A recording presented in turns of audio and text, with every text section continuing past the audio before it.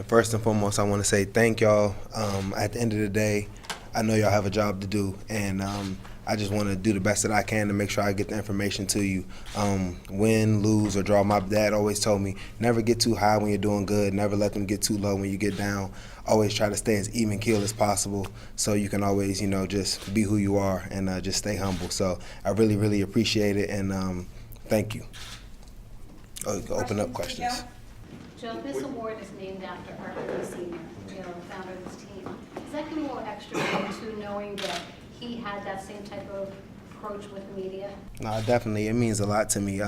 Just, knowing that I could only imagine how good of a guy he was, speaking able to just talk to people, engage, and just stay even keeled. That's just what I try to do. So I'm very, very accepting and appreciative.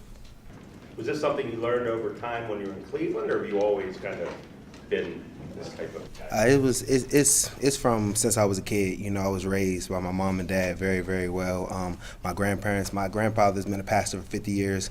My dad's been a pastor now for 5 years. So it's just to treat people the way you want to be treated. Always understand, like I said, y'all have a job to do, and even like I said, never get too up or down. Never let people really control your emotions. Like if they loving you one day, don't let that be the reason why you're happy. If they're not loving you, don't let that be the reason why you're down. Always have a base foundation of what you stand on, morals and things like that, and then just live your life. Joe, you were a state championship high school quarterback. Did you deal with much media then? A little bit, not too much. I was from a small school in Maryland, so I was probably one of the. Once my class started coming out, that's when we started getting scholarships and stuff like that. So we had a kind of small school, not too much media. But in Florida, you guys won the national championship.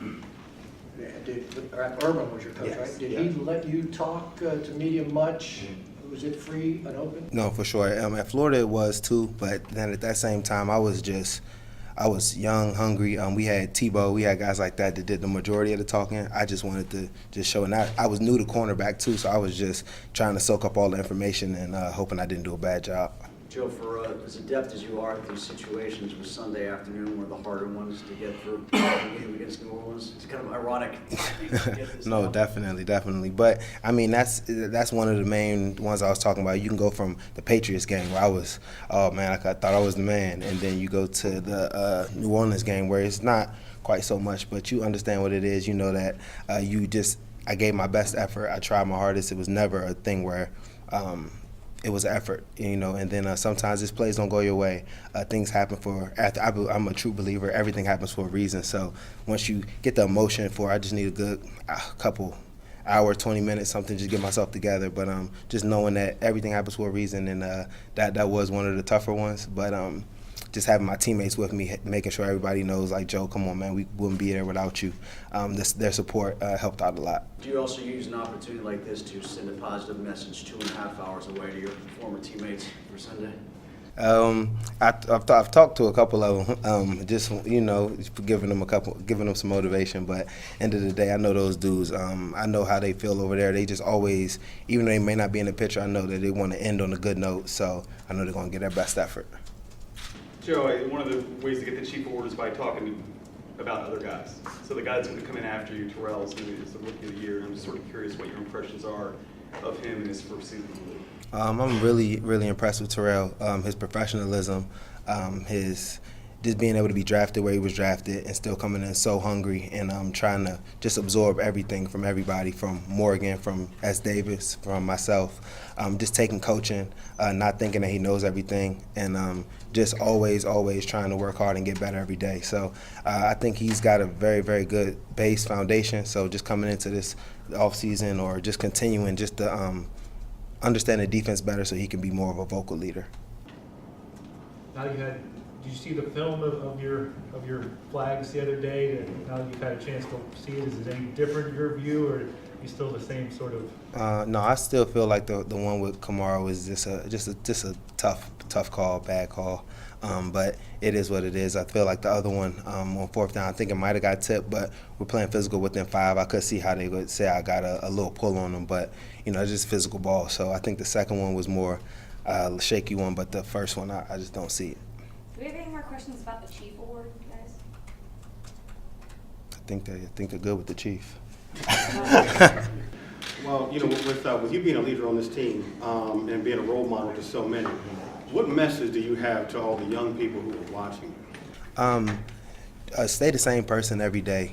Don't just be an emotional roller coaster. Just try to be who you are. Try to come in and work hard every day. Try to be the same person. Just try to give your best effort.